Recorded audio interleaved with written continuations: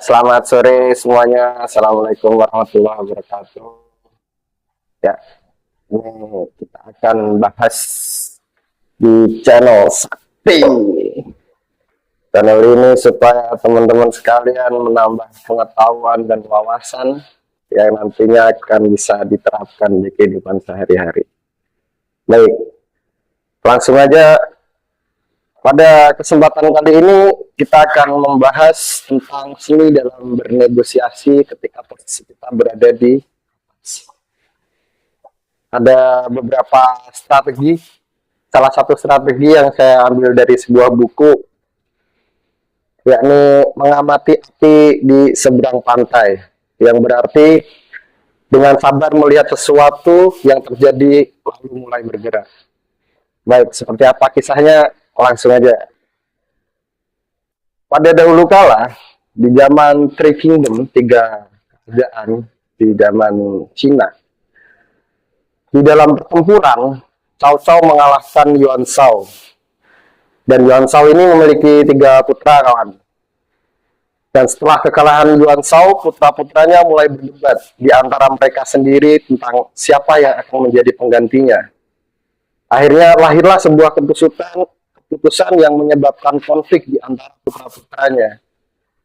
Untuk melenyapkan musuh sepenuhnya, Cao Cao memutuskan bahwa dia akan datang menyerang ketiga bersaudara itu. Akan tetapi, ketika ia mulai mengerahkan pasukannya untuk menyerang, ketiga bersaudara itu bersatu sebagai sebuah kelompok untuk melindungi mereka sendiri. Nah, di sini, ketika sang raja wafat, seharusnya yang menggantikan itu putra pertamanya. Namun di situ ada sebuah keputusan bahwa yang akan menggantikan titel raja adalah putra kedua, bukan putra pertama. Disitulah terjadi konflik internal di antara mereka. Konflik itu yang nantinya akan dimanfaatkan oleh Cao Cao. Cao Cao kemudian menerapkan strategi 9 dengan menarik rencananya untuk menyerang, dan karena itu menunda memasuki medan pertempuran. Karena ia menduga bahwa jika ia menunggu ketiga putra Yuan Shao akan kembali ke pertempuran antara mereka sendiri, dan hal ini akan melemahkan pertahanan mereka. Prediksi Cao Cao benar-benar terbukti. Pertikaian antara saudara itu semakin meningkat sampai pada titik di mana 2 laki-laki memenggal saudara laki-laki tertua. Ya, jadi pada akhirnya karena konflik internal di dalam kerajaan Yuan Shao untuk meneruskan penerusnya, putra pertama dan putra ketiga memenggal putra kedua yang diwasiatkan untuk menjadi raja selanjutnya. Itulah yang dimaksud oleh Cao Cao adalah mengamati api di seberang pantai. Artinya sedang terjadi konflik di antara mereka, sedang terjadi kemelut. Konflik itu adalah perebutan kekuasaan di antara siapa yang berhak di antara 3 orang putranya. Karena yang berhak nomor 2 sesuai dengan wasiat, akhirnya putra pertama dan putra ketiga memenggal putra keduanya. Selanjutnya, ketika pertikaian antara saudara ini berlanjut, Cao Cao mulai menyerang daerah luar dari wilayah 3 bersaudara itu. Karena ia dapat masuk dengan kekuatan penuh dan mendapatkan hasilnya tanpa persaingan. 2 bersaudara itu menyadari kekuatan Cao Cao dan takut akan serangan itu, sehingga mereka melarikan diri ke Liangdong. Cao Cao dinasihati oleh jenderalnya untuk membunuh 2 bersaudara itu dan menaklukkan Liangdong. Lagi-lagi, Cao Cao memutuskan untuk menunda memasuki medan pertempuran, karena ia menyadari bahwa Raja Liangdong tidak menyukai Yuan bersaudara. Yuan bersaudara meminta bantuan pemimpin Liangdong untuk berperang melawan Cao Cao. Raja Liangdong ragu dengan aliansi itu, karena ia tahu bahwa jika Cao Cao menyerang wilayahnya, ia harus bergabung dengan Yuan bersaudara yang tidak disukainya. Namun, sang raja juga tahu bahwa jika Cao Cao tidak menyerang, Yuan bersaudara pada akhirnya akan mengambil alih kawasan Liangdong. Jadi di sini Raja Liangdong ini dilema, kawan-kawan. Kalau dia menolak untuk membantu Yuan bersaudara melawan Cao Cao, maka kerajaannya bisa dijajah oleh Yuan bersaudara. Kalau dia menyetujui apa yang diinginkan oleh Yuan bersaudara, bisa jadi kekuatan Cao Cao lebih kuat. Dan kemungkinan untuk menangnya mungkin kecil. Dan pastinya akan memakan banyak sumber daya. Itulah yang menjadi dilema Raja Liangdong. Lalu ketika dia menyadari bahwa Cao Cao tidak akan menyerang, si Raja Liangdong ini mengambil keputusan ekstrim.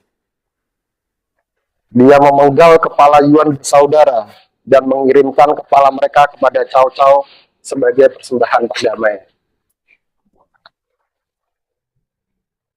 Ketika strategi 9 diterapkan, ahli strategi mengeksploitasi divisi internal dari kelompok yang bersatu. Mereka melakukan hal ini dengan menahan diri untuk campur tangan sampai perselisihan tersebut menguras waktu kelompok itu. Dan ahli strategi dapat berangkat dengan kekuatan penuh dan mendapatkan hasilnya. Strategi 9 adalah tentang kesabaran menonton perselisihan internal yang dimainkan dalam suatu kelompok. Sang ahli strategi bergerak untuk mendapatkan apa yang mereka inginkan begitu kelompok tersebut kelelahan dari konflik internal mereka. Ya, akhirnya si Raja Liangdong ini daripada ambil resiko bantu salah, nggak bantu hancur, dia mungkin berpikir dan melahirkan sebuah keputusan, ya udahlah, penggal aja nih 2 kepala Yuan bersaudara dan dihadiahkan kepada Cao Cao sebagai persembahan perdamaian. Di satu sisi kerajaannya aman, di sisi lain dia akan bisa membangun sebuah relasi, bahkan sebuah aliansi yang kuat dengan Cao Cao. Baik, hal ini dari yang kita jelaskan tadi, kita bisa mengambil sebuah kesimpulan. Dalam kehidupan sehari-hari, tanpa kita sadari, kita sering berdebat dengan orang lain demi tercapainya sebuah kepentingan. Untuk itu, kita harus bisa melakukan negosiasi supaya kepentingan kita bisa tercapai. Ada istilah yang mengatakan, tidak ada makan siang gratis. Artinya dalam beberapa hal ada syarat yang harus kita memenuhi untuk mewujudkan kepentingan yang ketika kita inginkan. Dan kita bisa memanfaatkan itu semua ketika lawan debat kita sedang mengalami konflik internal. Apa konflik internal itu? Misalnya, dia mulai ragu dengan pendapatnya. Data yang disampaikan kurang valid, mulai timbul rasa tidak percaya diri, dan sebagainya. Janganlah kita langsung menyerang saat itu juga. Namun, biarkanlah dia tenggelam dalam keraguannya. Bahkan jika memungkinkan, kita pancing supaya apinya makin membesar. Setelah itu, barulah kita mengeluarkan statement yang akan membuatnya terpojok. Dan pada akhirnya menyetujui apa yang kita inginkan. Ya, begitulah kehidupan kawan. Jadi intinya, ketika kita menemukan lawan debat dan lawan kita ini ada konflik dalam dirinya sendiri, dalam arti dia mulai ragu dengan pendapatnya, dia tidak yakin dengan data yang disajikan, dia mulai merasa kurang percaya diri ketika menyampaikan argumentasinya.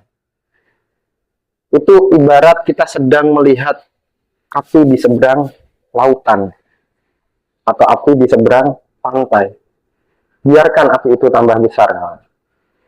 Jangan padamkan saat itu juga. Ketika api sudah melahap sekelilingnya dan kerugian dari musuh kita tambah banyak, barulah kita masuk dengan statement. Biarlah dia tenggelam dalam keraguannya, dan pada akhirnya dia akan menyepakati apa yang kita usulkan, apa yang kita inginkan. Ya, mungkin video ini cukup sekian.